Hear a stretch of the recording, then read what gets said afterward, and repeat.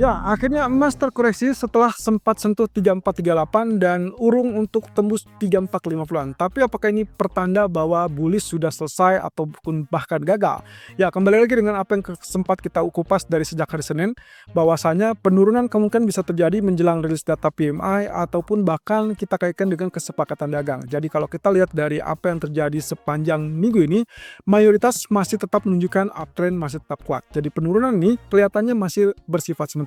Tapi kira-kira apakah nanti malam akan terjadi pembalikan atau justru akan lanjutkan penurunan terkait dengan data ekonomi? Ini adalah alasannya. Oke, kita lihat terlebih dulu. Dampak dari pergerakan tadi malam itu diinisiasi oleh adanya kenaikan dari imbal hasil treasury. Saya rasa ini yang menjadi faktor penyebab kenapa emas sulit untuk mengalami kenaikan lebih lanjut. Dikarenakan sisi lain juga kita mendapatkan bahwa dolar masih tetap melemah. Oke, tapi kita lihat dulu.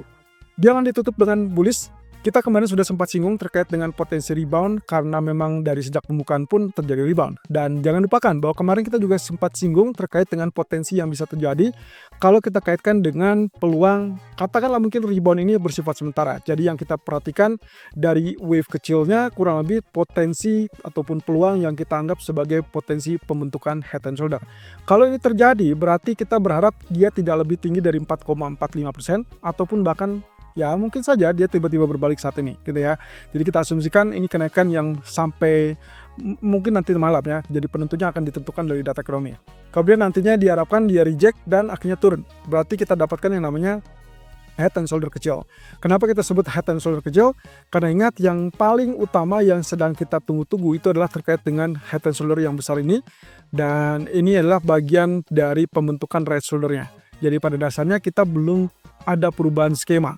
Untuk saat ini kita asumsikan bahwa kenaikan ini relatif bersifat sementara. Jadi kemungkinan yang terjadi pada emas pun penurunannya itu adalah bersifat sementara. Nah, terkait dengan hal ini juga akan ditentukan dari nasib US dollarnya sendiri. Untuk saat ini bisa dibilang dia nempel ya, posisinya nempel, belum ada konfirmasi dia tembus. Jadi kita ingin tahu ke depan apakah dia ada tanda-tanda turun di bawah area ini atau kembali naik di atas area ini. Nah, tapi pada dasarnya yang kemarin kita sempat singgung juga kaitannya dengan kekhawatiran kita bahwa ada kondisi di mana kalau head and shoulder terjadi di grafik imbal hasil treasury, justru yang terjadi di sini adalah dikhawatirkan malah menjadi inverted head and shoulder. Nah, kalaupun misalkan iya, saya asumsikan bahwa nantinya dia akan bergerak beriringan dengan emas sebagai safe haven. Jadi kalau misalkan ternyata figur safe haven itu kembali menguat kepada US dollar, diharapkan ini akan seimbang atau juga beriringan dengan nasib dari safe haven emas. Oke, berarti dengan demikian kita masih tetap tunggu sampai data ekonomi. Terkait dengan hal tersebut, kita juga harus ingat di sini kita sedang menantikan hal yang sama untuk pound sterling. Jadi kalau misalkan tadi US Treasury-nya diharapkan head and shoulder, ini pun sama. Yang kita harapkan adalah kenaikan tersebut mulai terbatas, sehingga kalau kita pastikan di sini, ya kalau misalkan ternyata dia bisa sama dengan bagian kiri, berarti artinya kenaikan saat ini 1.3560 adalah titik akhir dia. Ya, tapi kalaupun sedikit lebih tinggi, kita tidak expect dia naik lebih tinggi ataupun sejajar dengan area 1.3780. So, saya asumsikan bahwa swing high untuk right shoulder-nya mungkin akan terhenti di kisaran 1.3700 ataupun 1.3680-an gitu ya, atau 3650-an. Nah, posisi ini yang kemungkinan akan akomodir untuk menjadi right shoulder sehingga ke depan kita akan dapatkan penurunan tersebut. Nah, cuman yang perlu diperhatikan adalah pertama, hari ini tidak ada data ekonomi dari Inggris. Kalaupun ada, itu adalah data PMI yang kemungkinan kalaupun datanya kuat, maka yang paling memungkinkan adalah spike ataupun kenaikan itu tidak diharapkan lebih lanjut di atas 1.3600 ataupun 1.3650 tadi ya. Nah, kemudian yang kedua adalah ada kemungkinan dari data ekonomi yang relatif lebih lemah itu akan menunjang kebutuhan dari reversal candle yang kemungkinan akan menjadi pemicu lebih lanjut dari dampak head and shoulder tadi. Kalau iya, berarti kita akan dapatkan skema sesuai skenario. Nah, terlebih di grafik keempatnya, mungkin kita melihat dari sejak dia tembus di sini, kemudian dia merayap di sini sebagai pullback dan lanjutkan dengan kenaikan, maka kecenderungannya dia selalu sudah tembus 61,8%. Jadi kalau misalkan pun kita asumsikan dia adalah bullish, maka sebaiknya lakukan buy itu adalah saat dia ada atau koreksi di 1.3520-an. Tapi berhubung kita sedang mengantisipasi kemungkinan terbentuknya head and shoulder, maka asumsi saya adalah saya biarkan dia mulai kenaikan sampai ke titik tertentu, baru kita incar lakukan sell. Itu sebabnya saya kembali dengan fase sell yang diperkirakan itu adalah rejection di bagian resisten. Tapi catatannya, kalau misalkan ternyata US dollar mengalami pelemahan nanti malam, maka kecenderungan ini bisa saja mengalami kenaikan dan head and shoulder yang kita maksud itu gagal total ya. Jadi harap berhati-hati karena berhubung nanti malam juga akan bergantung pada US dollar, maka posisinya akan dinamis. Kemungkinan kita harus berubah strategi.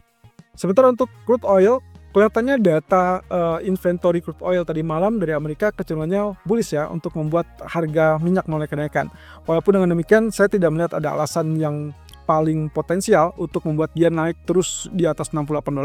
Jadi saya asumsikan kalaupun kenaikan ini hanya sekedar pullback.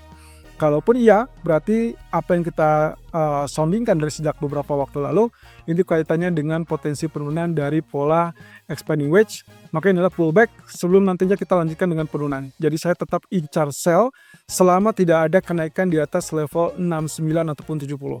Nah, jadi catatannya gini teman-teman, kalaupun terjadi kenaikan, katakanlah dia menutupi gap sekalipun di area hari Senin kemarin, mungkin di 66 ataupun bahkan 67, saya tetap mempertimbangkan akan kembali melakukan sell jika terjadi kenaikan sampai zona tersebut. Jadi artinya kalau skema pertama saya atau strategi pertama saya gagal karena sentuh SL, maka skema berikutnya saya tidak akan lakukan buy, melainkan saya akan tunggu sampai puncaknya atau pantulan lebih tinggi. Dan itu kemungkinan di area 66 ataupun 67. Dan disitulah kita akan kembali lakukan sell. Tapi kalau misalkan skema pertama berhasil, ekspektasi saya adalah $64 itu ditembus dan lanjut dengan target berikutnya di 63.80-an. Dan kalau itu tembus lagi, berarti skema yang kita harapkan terkait dengan bearish flag ataupun bearish wedge, maka kemungkinan ini masih tetap lanjutkan penurunan sampai teritori 60. Kemudian yang kita juga lihat dari gold, kelihatannya juga dia tersungkur ataupun correction, dan Anda bisa lihat di sini dengan pola candle daily yang seperti demikian, harusnya dia masih ada penurunan. Cuman di sini kalau kita andalkan terkait dengan potensi dari candle yang panjang ini, berarti kita asumsikan long white candle, kita tinggal hitung saja 50%-nya, berarti perkiraan saya adalah ada di kisaran sini. Nah, saat ini harga sedang bergerak mendekati teritori tengah.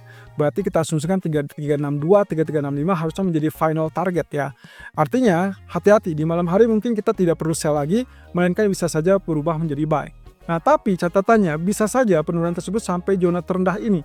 Dan itu berarti memasuki zona merah juga. Dan kisarannya itu berarti low yang terjadi sekitar 3 hari yang lalu, dan itu adalah di kisaran 3345. Itu sebabnya dalam artikel hari ini kami menyebut bahwa hati-hati kalau penurunan tersebut sudah mencapai atau mendekati teritori 3345, 3358. Alasannya sederhana. Kalau memang ternyata kita asumsikan dari pola pergerakan beberapa waktu terakhir itu adalah higher low, maka yang kita pastikan di sini areal 3345 tersebut adalah area yang kemungkinan menjadi target maksimal dari penurunan ataupun koreksi turun. Nah, nantinya yang diharapkan berikutnya adalah kalau misalkan ternyata dia break sampai sini, maka di malam hari asumsi saya data ekonomi sudah diantisipasi bahwa data itu akan naik. Tapi kalau ternyata data itu lemah, maka posisinya dia akan langsung berbalik. Tapi kalau data itu tetap kuat atau lebih baik daripada ekspektasi, maka asumsi saya bahwa penurunan ini sudah diantisipasi. Nah, berarti sisa penurunan atau tenaga tekanan itu relatif sudah berkurang. Dan juga finally kalau kita perhatikan dari apa yang terlihat dari sisi indikator, Anda bisa lihat di sini kalau kita bandingkan ini dengan bagian ini cenderungannya low dan low gitu ya, dan ini pun mengkonfirmasi hal tersebut. Tapi kalau kita bandingkan dengan posisi yang ini juga kita mungkin bisa mengandalkan bahwa ini masih jauh lebih tinggi.